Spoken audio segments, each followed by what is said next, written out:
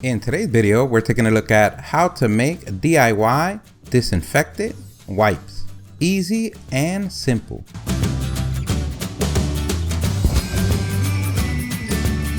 This is so easy, anyone could do it. Everything that we use on the video, we're going to leave links on the description. And also check out our video, how to make DIY hand sanitizer. We'll leave a link for that video also on the description. And with this method, you can use a Ziploc bag or a can of coffee. These are the things that you're going to need: vinegar, dish soap, kitchen paper towels, the thicker the better, an empty can of coffee that the paper towel can fit in, rubbing alcohol, the higher the percentage the better, a measuring cup, or you could just eyeball it. In the StatUpBox team, we encourage that kind of behavior.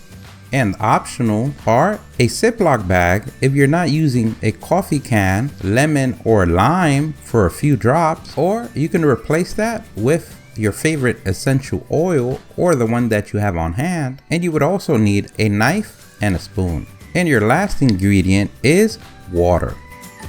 The first thing that we're gonna do, we're gonna fill our measuring cup with half a cup of vinegar. Then we're gonna add a quarter of a cup of alcohol. And then we're gonna add a quarter of a cup of water. We're gonna add approximately 1 teaspoon of your dish detergent, a few drops of lemon or lime juice, or you can use essential oils. Now you have your cleaning solution ready to go. Let's go ahead and mix it. Now we get to the part of the video where you can let your frustration go. And we're gonna do that by murdering this paper towel by cutting it to the height of your coffee can or Ziploc bag. And don't worry, it's gonna be hard to cut it straight. But remember, if it doesn't look perfect, that means it's homemade. But if you have great knife skills and you can make a clean cut, we salute you. Now let's take a few seconds for the paper towel.